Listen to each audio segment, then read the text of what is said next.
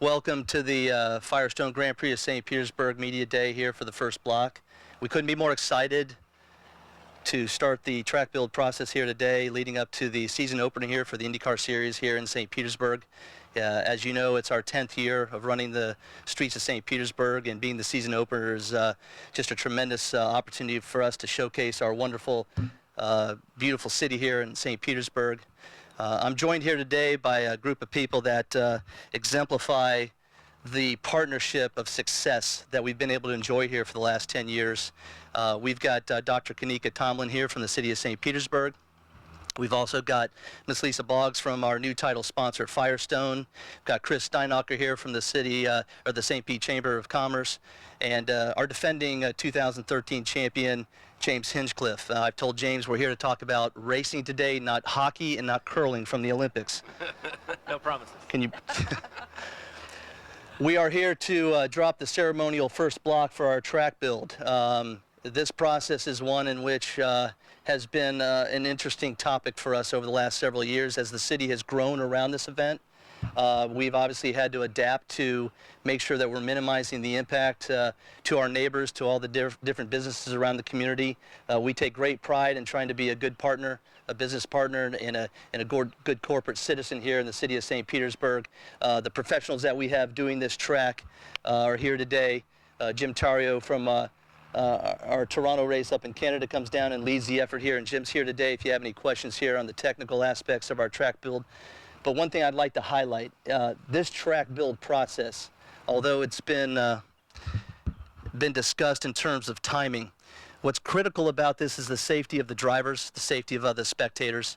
And it's, you know, we had a situation in Houston last year where that safety system came into play with Dario Franchitti, and I can't emphasize to you enough how serious this process is, how important it is to us, how serious we take it. So this track build process is handled by professionals here, and again, we couldn't be more proud with the people that we have associated with this. So with that, again, welcome to the Firestone Grand Prix of St. Petersburg, the 10th edition. I'd like to ask Dr. Tomlin to come up and say a few words. Thank you, Tim.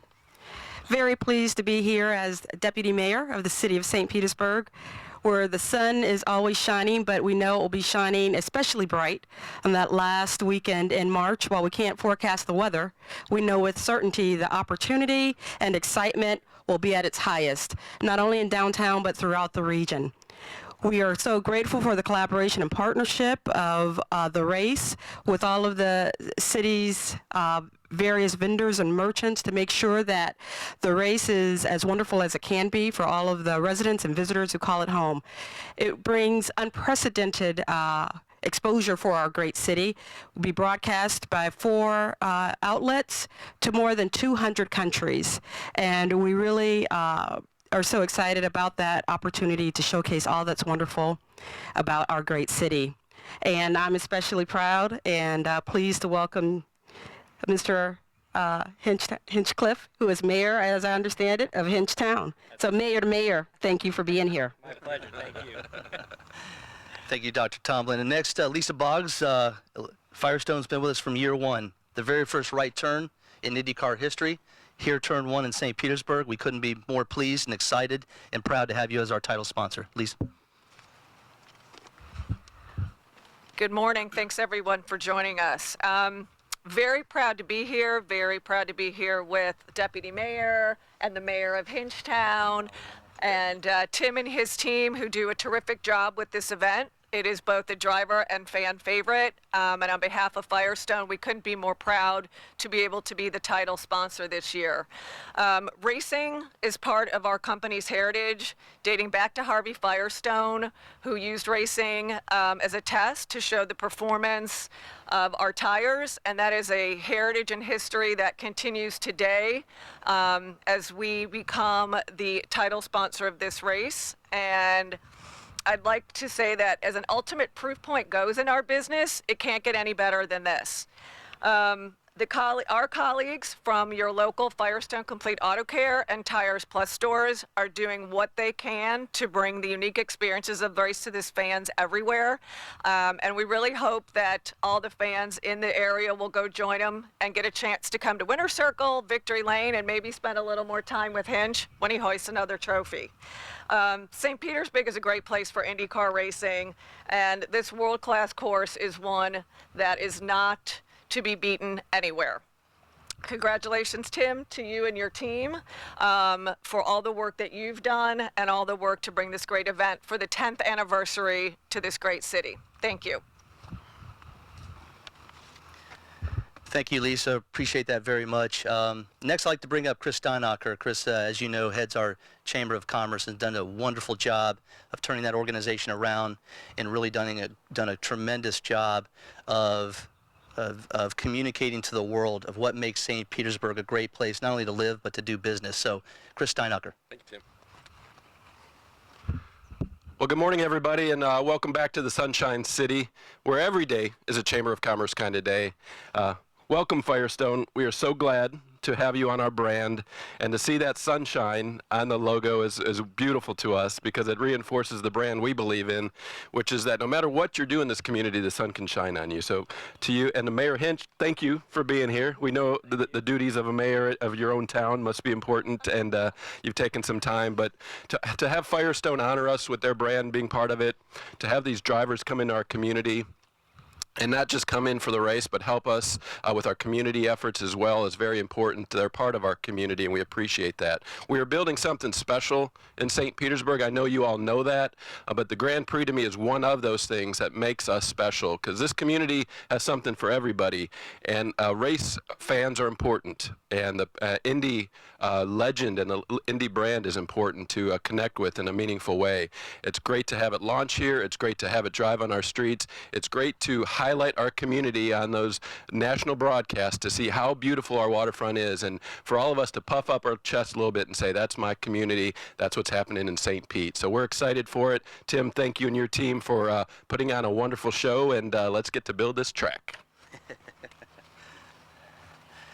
All right, before I bring up our defending champion, I just want to point out that we have a tremendous staff here in St. Petersburg, led by Craig Campbell, who's our Director of Event Operations, Craig Giles Dowden, who handles our sales, BJ Scarborough with our tickets, and we have a great intern this year, Sean Wright, from the University of Florida. Also want to point out that we've got Paul Stylrick and Tony Lino here from the city of St. Petersburg. Tremendous assets for the city of St. Petersburg, tremendous assets and liaisons for us here at the Grand Prix of St. Petersburg. They put in a tremendous effort here to make this a successful event behind the scenes, and so we like to take every opportunity to point them out whenever possible. So thank you all very much. So now, on the heels of a tremendous showing in Sochi with the Canadian curling team, I'd like to bring up the mayor of Hinchtown, our defending champion, James Hinchcliffe. Yes, well, I'd like to take a lot of credit for the curling team's performance, and unfortunately I cannot, nor the hockey team's performance is men's and women's. No, thanks very much. I only have 4 more years to rub it in, so I got to do what I can. No, thank you everyone, first of all, for coming, and thank you to everybody here for having me. This is, it's such a unique event for us in the IndyCar Series, and it's one that we all look forward to coming to every single year, not just because the track is genuinely one we enjoy driving, regardless of where it was placed. You happen to put it in this beautiful city with this gorgeous backdrop, an incredible atmosphere with the great people of the city that get behind this race. And for us, you know, it's kind of like the first day of school every year. It's the start of the season. It's always exciting. It's always a lot of unknowns, all this great hope for the season to come. Usually that gets dashed by the first corner when somebody hits you, but luckily for myself and the team last year, things went our way, and we were able to pull off not only the win, but my first win, which was very special to me for a lot of reasons. My whole family pretty much was here, and as I'm sure a lot of you know, Dan Weldon was supposed to be driving the 27 car, and I drive every day in honor of him. So to get my first win at a track that was so near and dear to him was very special. So it's a special place in my heart. So again, very happy to be here. Cannot wait to come back. I was kind of hoping I could just stay until the race starts, but evidently I have some stuff to do back in Indy. So I thank you again for coming out, for having us, and very much looking forward to March 30th when we get this season started. Fantastic. Thank you. You know, this time of year we have trouble with Canadian drivers on the streets of St. Pete, but James, we're so excited to have you come back, and I'll just throw the challenge down now. We have never had a repeat winner here in St. Petersburg, so it's now your opportunity in 2014. And actually, you're the first Canadian driver to win the Grand Prix of St. Petersburg, too. So a lot of firsts that James brought here, and we look forward to having Andretti Autosport and James Hinchless come back and defend their championship. We've got a great racing lineup again this year in St. Petersburg. We have the Indy Lights Series as well. The entire Road to IndyCar Series is here with the USF 2000 Pro Mazda. And the sports cars come back with the World Challenge, the SCCA World Challenge, so we're very excited about that. New this year is the Robbie Gordon Monster Trucks, which we'll have a release out on that. A few of you are pretty excited to see those guys show up here in St. Petersburg there in our Toronto event this past year. So we'll have some new exciting things on track. With that, ceremonial first block.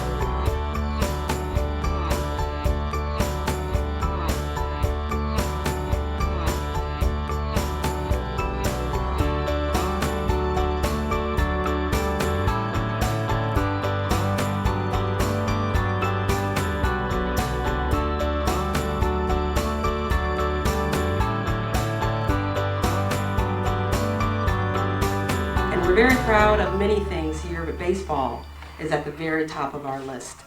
It's an integral piece of who we are, and so thank you for being here to celebrate our city's 100th anniversary of spring training. As Joe said, here in St. Petersburg, springtime means baseball. It's been this way since the Chicago Cubs beat the St. Louis Browns at Coffee Pot Park 100 years ago. We've hosted many teams since then, most notably Babe Ruth's New York Yankees, Ozzie Smith's St. Louis Cardinals, and of course, our beloved Rays. In fact, in 1998, with the arrival of the Tampa Bay Rays, St. Pete became the team's year-round home for both spring training and the regular season, and we look forward to a great season this year. We've hosted other major league teams, college teams, and international baseball. And in fact, we'll soon be welcoming Team Canada to Al Lane Stadium for games against major league squads and prospects. In 2011, a new spring training tradition began with St. Petersburg International Baseball, drawing 3 international teams from the Netherlands, Canada, and South Korea. Baseball is a part of the fabric of who we are. We want to keep it that way going forward. But for the purposes of today, we look back, we remember, we celebrate and honor 100 years of spring training, the boost it's given our community, its phenomenal economic impact, and all of the wonderful memories baseball has brought our way. Let's celebrate.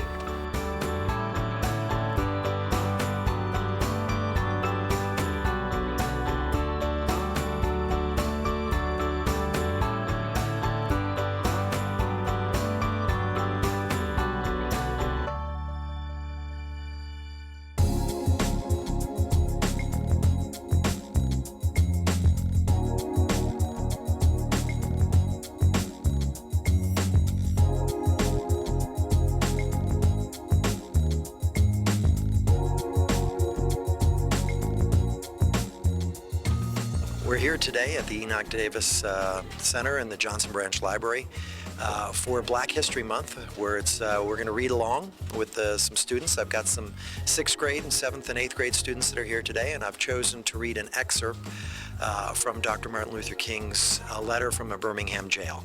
I think the students will find it very powerful and thought-provoking, and I think it's a great way to really to highlight Black History Month and celebrate Black History Month here in St. Petersburg. Its ugly record of police brutality is known in every section of the country. Its unjust treatment of Negroes in the courts is a notorious reality. There have been more unsolved bombings of Negro homes and churches.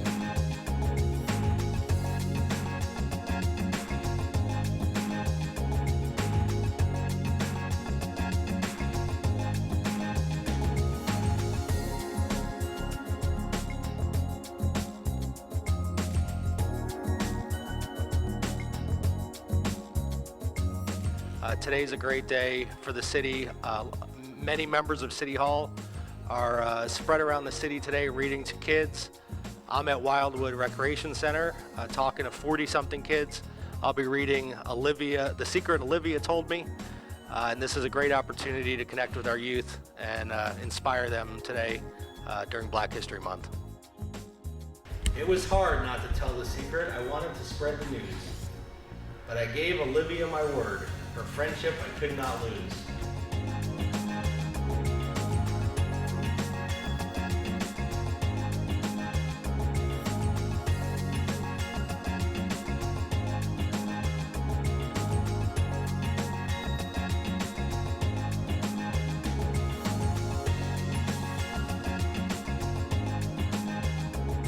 I'm here today at the South Branch Library to read a book as part of Black History Month to a group of elementary students from Lake Vista Recreation Center. We're at South Branch Library, and the kids are coming from Lake Vista Recreation Center, which are both in beautiful District 5, also known as the Skyway Marina District. They stretch their necks and they shake their heads. Icarus Jackson, a new boy on my block, is flying above the rooftops. He is swooping and diving, looping past people's windows and over the crowd.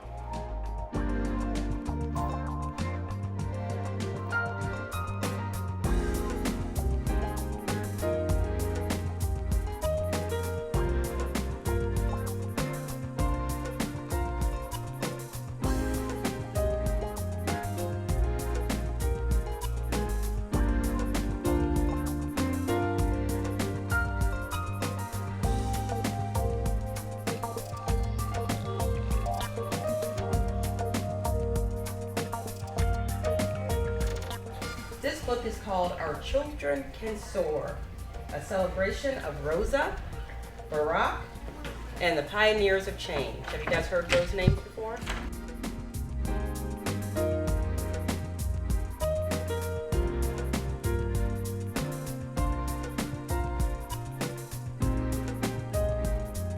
We're here at the Childs Park YMCA celebrating Black History Month by celebrating with our children who are our future. We read stories and talked about the importance of the contributions of various African Americans throughout history, and it was a great day for education here at the Childs Park YMCA.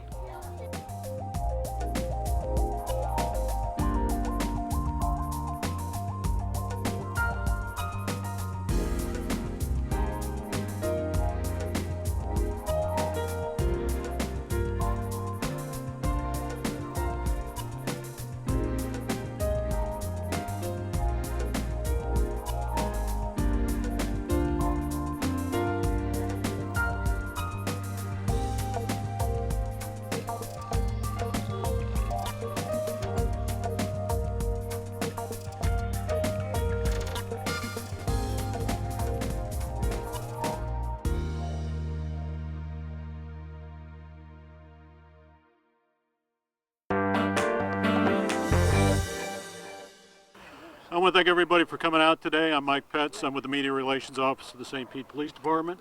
First, let me introduce some of the dignitaries we have here today. First, we have Mayor Rick Kreisman, Pinellas County Schools Superintendent Dr. Michael Grego. We have Interim Chief of Police David Kay. Pinellas County Schools Chief of Police Rick Stelgis, Uniform Services Assistant Chief Luke Williams. I believe we have Council Member Bill Dudley here, and we also have Council Member Charles Gertis here as well. Our K9 officers today are Chris Ladd from the St. Pete Police Department and his partner Macy, and we also have from Pinellas County Schools K9 officer Dave Harrison and his partner Rue. And now I'm going to turn the, if you can get that please, thank you. Now I'm going to turn over the opening remarks to Chief Melanie Bevan. Sorry. Well, good afternoon, everybody, and thank you for joining us to showcase our newest effort to make our city and schools a little safer, one sniff at a time. In early 2013, we conceived of an idea to help deter kids from bringing guns to schools. From those conversations came a Department of Justice grant application and the subsequent award of nearly $24,000 for us to purchase and train 2 firearm K9 detection teams. We decided to partner with the Pinellas County Schools Police and offer them one of these teams in addition to our own. Now, unlike standard K9 teams that are trained to perform a variety of functions, we obtained 2 very people-friendly, as you'll find out, Labrador retrievers and trained them to search solely for guns and shell casings. That's it. Our commitment is to use these dogs within the Pinellas County school system.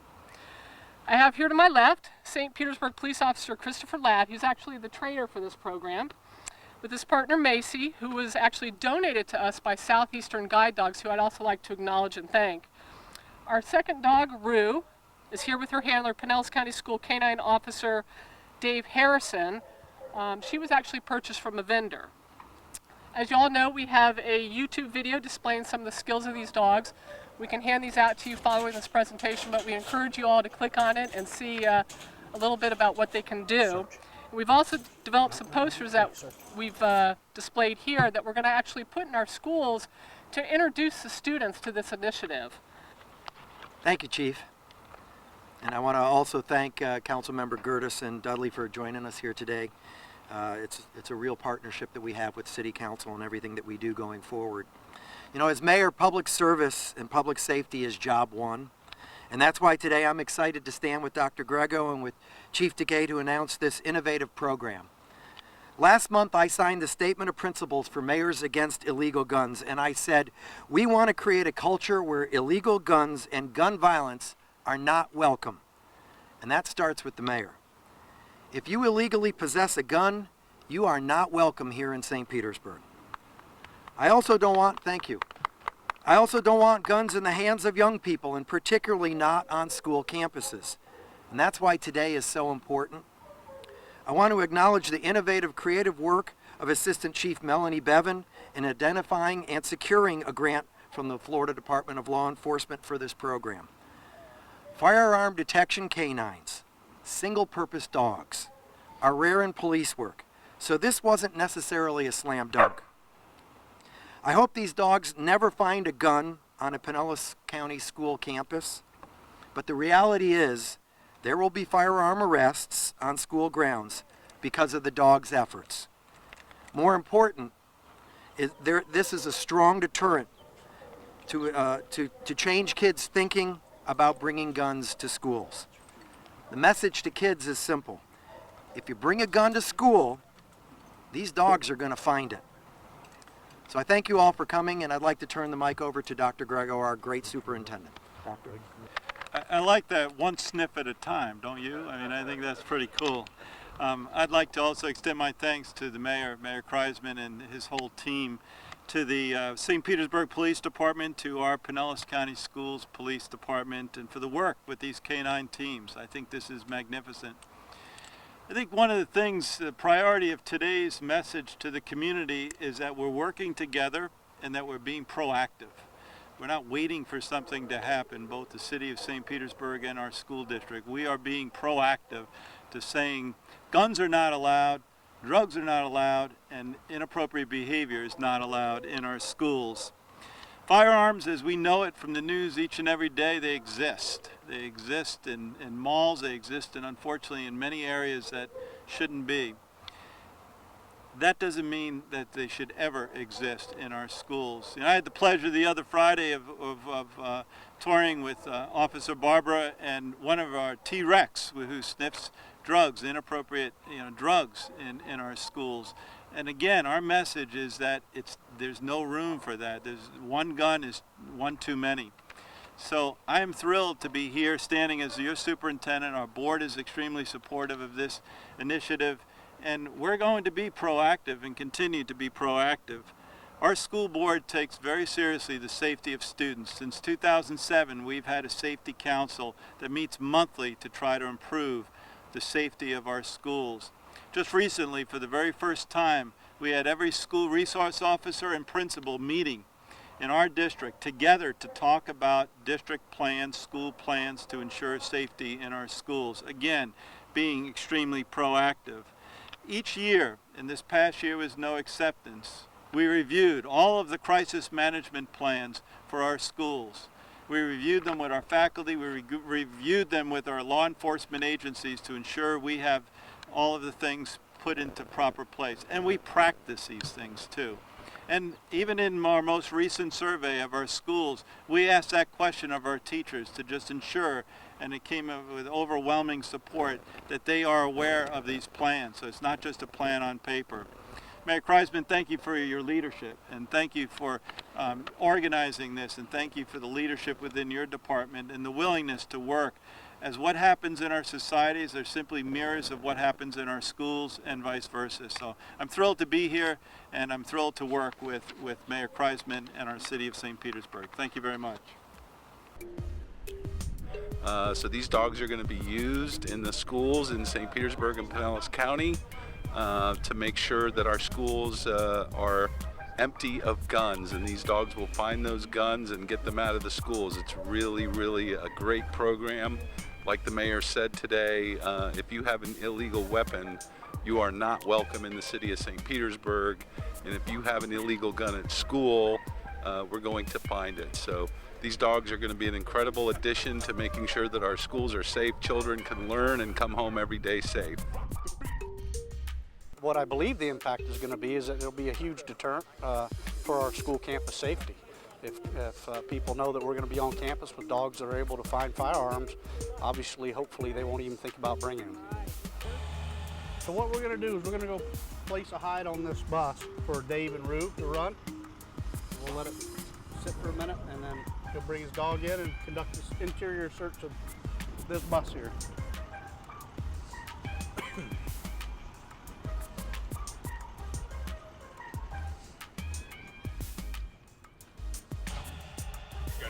Yeah. Good. They'll have that one in the parking lot.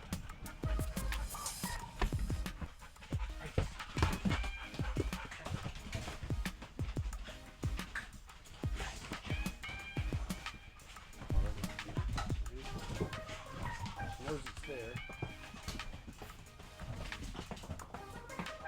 Tell me when I can say it. Good girl, good girl, good girl. Good girl. Good girl, good girl, good girl.